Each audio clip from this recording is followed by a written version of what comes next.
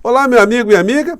Enfim, uma pauta muito importante, muito interessante, com abrangência muito grande, que se o governo Lula abraçar com todas as forças, pode ajudar o nosso país a ter uma chacoalhada positiva muito interessante. Vou conversar com vocês sobre o que está acontecendo e também trazer à tona mais uma dessas situações que são verdadeiros delírios desse clã Bolsonaro em relação ainda ao futuro da criatura. Eles continuam achando que vai vir um salvador da pátria interplanetário lá dos Estados Unidos para salvar o Bolsonaro e uma série de cúmplices da cadeia. Bom, vou conversar com vocês sobre o que está acontecendo, mas antes de mais nada é sempre muito importante convidar você que está chegando agora no nosso portal, ainda não nos conhecia, para que, em primeiro lugar, você se inscreva aqui conosco e também conheça os nossos outros vídeos. Se você gostar, compartilhe, recomende, nunca se esqueça de dar o seu precioso joinha, o seu comentário, se puder, venha também para o nosso clube de membros. Você que é muito bem-vindo e muito bem-vinda. Gente, discussões muito interessantes começam a aparecer. O ex-ministro José Dirceu, ele está movimentando aí parcelas das redes sociais para que essa discussão sobre arcabouço fiscal, sobre limite de gastos, pacote que visa atingir direitos sociais, que isso seja debatido, que mais pessoas comecem a dar volume a essas discussões, para que a gente entenda para onde está indo o dinheiro dos impostos do povo brasileiro. Por que se fala em corte de gastos, mas corte de gastos em direção ao que o trabalhador tem direito, o aposentado, o professor, o estudante, a dona de casa, o profissional liberal, o pequeno empreendedor, enfim, isso precisa ser discutido, porque, de fato, a economia do nosso país sempre foi manipulada por setores que nunca têm um olhar voltado para o povo brasileiro. E os governos acabam ficando a reboque dessas situações que são impostas pelos grandes veículos de comunicação durante tanto tempo no nosso cotidiano, como se fossem verdades absolutas,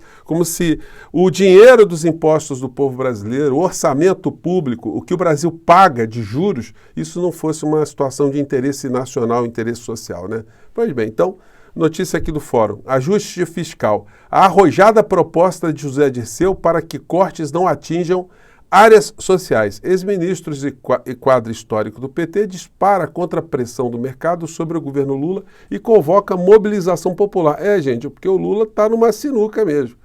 O Lula, se atender aquilo que o mercado está quase que impondo, os veículos de comunicação estão impondo, ele vai cortar direitos sociais ou recursos de direitos sociais aqui no nosso país. E vai ser um desgaste muito grande e uma situação que será indefensável. Explicar isso para a sociedade, que está sendo necessário fazer cortes no futuro do aposentado, no futuro do trabalhador, enfim, é muito complicado. Bom, eu vou entrar aqui numa pauta muito interessante, mas eu quero fazer aqui um parênteses para essa situação aqui. Depoimento de Ramagem em inquérito do golpe piora a sua situação com a Polícia Federal. Sabe por quê, gente? Porque o delegado Ramagem, agora deputado federal, ele tem memória muito ruim. Então, tudo que foi descoberto como indícios que ele estava ciente que estava sendo tramado aqui no nosso país um golpe, ele diz que não se lembrava. É um negócio impressionante, deu um apagão na memória do Ramagem. É um negócio impressionante. Um delegado sem memória é alguém que tem que ser aposentado instantaneamente por invalidez, né? Porque ele fica imprestável, não vai conseguir concatenar absolutamente nada dentro do serviço público. Mas ele não vai conseguir escapar das complicações, não, porque ele também é um dos implicados nessa tentativa de golpe aqui no nosso país, né? A conferir, basta que o senhor Paulo Gonet coloque essa fila para andar como a Constituição e a missão institucional do Ministério Público, prevista na Lei Maior, façam com que ele haja nessa direção, né? Daí a gente chega nessa discussão que está começando a ganhar corpo e se o governo Lula tiver sabedoria, vai encampar essa proposta. O que está sendo proposto sobre o fim da escala de trabalho 6x1? Entenda, 6x1 o que é, gente? É o trabalhador trabalhar 6 dias e folgar 1. Bom, eu posso falar para vocês com muita tranquilidade porque eu sempre estive nesses dois polos, dando aula em várias faculdades como empregado e tendo um restaurante, uma cervejaria que teve até 42 funcionários. Então eu operei como empregador e como empregado durante muito tempo. E quando se fala em reduzir a jornada de trabalho, tem vários aspectos aí para serem discutidos e serem entendidos, mas nada como ser colocado em debate para a sociedade. Quer ver como é que não é um bicho de 7 cabeças, gente?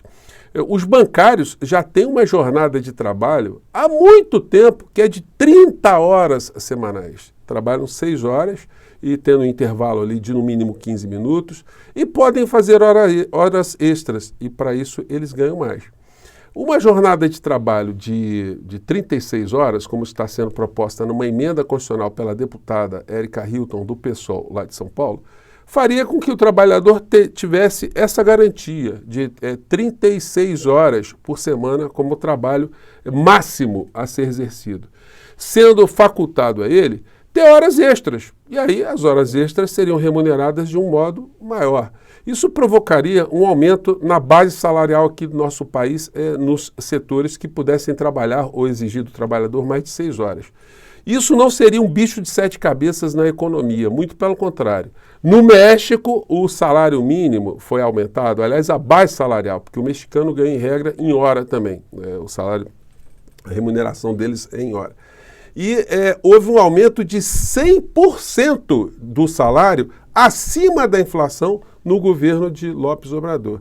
E o discurso neoliberal é que isso iria causar inflação, ia quebrar empreendedor, ia quebrar todo mundo, onde já se viu dobrar o salário acima da inflação. Pois bem, não quebrou, o México cresceu, o consumo melhorou e as empresas não quebraram. E o México hoje é um país que tem um nível de benefícios sociais superior ao que eles tinham há um tempo atrás. Então, uma discussão para ser feita, porque o empreendedor ele pode organizar melhor a jornada de trabalho na sua empresa e se tiver que pagar mais horas extras, enfim, é porque o negócio está rendendo, ele está precisando daquele trabalhador naquela função. E se ele precisa de muito mais horas de trabalho, então ele pode contratar mais um trabalhador. Uma discussão como essa pode vir também com uma proposta de diminuição de algum encargo previdenciário, algum encargo trabalhista, uma divisão melhor dessa história. Mas é uma bandeira que pode dar uma chacoalhada muito grande no Brasil sem o governo gastar um centavo. O governo não precisa fazer nenhuma medida, não precisa passar no Congresso, não precisa atingir teto de gasto, não precisa fazer nada disso. Então, uma proposta muito bem sacada por um vereador aqui do Rio de Janeiro, que não tem o nome aqui, me perdoe, mas no próximo encontro eu vou colocar na descrição do vídeo, que deu essa ideia originária aqui no Rio de Janeiro, que foi abraçada pela deputada Érica Hilton. Isso também, gente, está causando um tumulto muito grande na extrema-direita. E aí eles vão ter que botar a cara, né? A tapa nessa história. Está aqui, ó, fim da escala 6x1. Nicolas Ferreira é cobrado nas redes por não ter assinado o PEC. Gente, que tem trabalhador que fica muito mais tempo dentro de ônibus, dentro de condução do que no trabalho, é uma enormidade. Está aí uma discussão para ser feita. Cálculos a serem feitos, debates a serem feitos. Por que os banqueiros eles aceitam uma jornada de trabalho, já durante tantas décadas aqui no Brasil, dos bancários em 6 horas de trabalho? Outras categorias também têm uma jornada de 6 horas. Então, gente, está aí uma proposta positiva, uma proposta meritória, uma coisa que pauta os debates na sociedade e atrai outras pautas correlatas a esse tema, né? Mas, como vocês podem ver, eu já comentei aqui com vocês que tem muito picareta que usa a religião como bandeira para ir para o parlamento e que quando eles chegam lá no parlamento, eles sempre atuam contra os seus fiéis, contra o trabalhador, contra o povo. São verdadeiros crápulas. Se a gente puder usar uma linguagem bíblica, são verdadeiros demônios em pele de seres humanos, né? Vamos ver aqui o que disse aqui o pastor Marco Feliciano sobre redução de jornada de trabalho. Feliciano, com a palavra, deputado. Senhor presidente, eu já vi que está rápido aqui a velocidade da fala da criatura. Deixa eu colocar aqui na velocidade normal, né? Bom, fala, criatura. Não temos nenhum tipo de dificuldade com nenhum tipo de audiência pública, até porque aqui é a casa do debate. Todos os assuntos, por mais esdrúxulos que sejam, precisam ser debatidos. Todavia, como não houve acordo, então nós vamos aqui usar aquilo que nós, como oposição, sempre fazemos, que é o nosso kit de obstrução. O requerimento 51 de 2024 da senhora Érica Hilton, que fala aqui sobre a realização de uma audiência pública para debater a redução da jornada de trabalho e o fim da jornada 6x1, junto do movimento Vida Além do Trabalho. Pelo que eu entendo aqui, é se propor que essa Câmara dos Deputados se debruce sobre um assunto para diminuir a jornada de trabalho do trabalhador brasileiro. Parece que para 4 dias da semana e diminuir ainda para 6 horas de trabalho. Eu acho isso uma excrescência, pessoalmente falando, né? Acho que o ser humano ele é digno do seu trabalho e todo trabalho dignifica o homem. E nós temos um país que... Todo trabalho dignifica o homem, o senhor pilantra. Me desculpem, tá, gente? Quando é faculdade do trabalhador, quando é imposto ao trabalhador, ele não tem alternativa, aí não tem nada de divertido não, viu? Precisa crescer, e só há crescimento se houver trabalho. Democracias sérias e maduras como os Estados Unidos da América, como o Japão, todas as pessoas trabalham até a exaustão para verem a prosperidade. Que coisa, hein? Você trabalha até a exaustão, até a morte, né?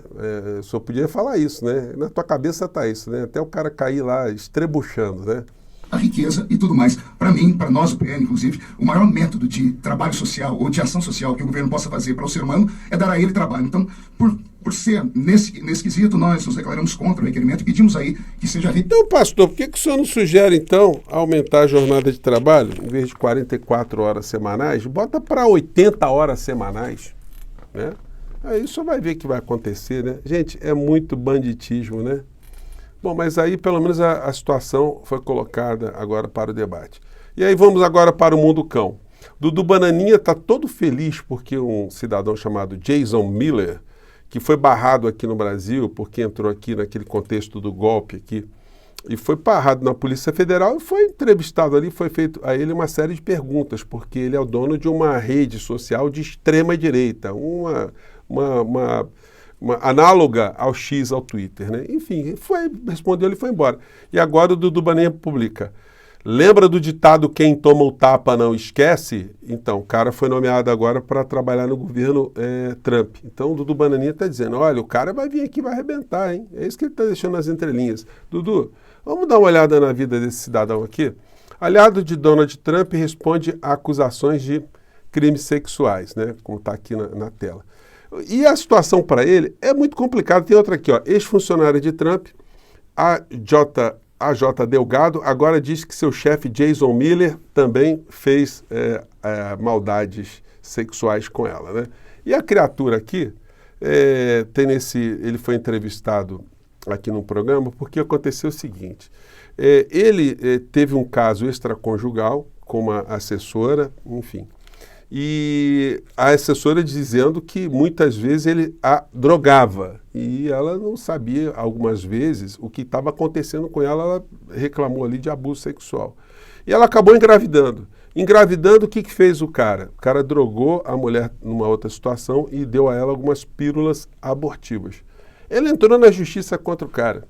Ela teve o bebê e aí até a família, a esposa do cara, perdoou o cara, aceitou o cara e diz, olha, a tua filha aí, se você não tiver condição de criá-la, você pode dar para a gente que a gente cria.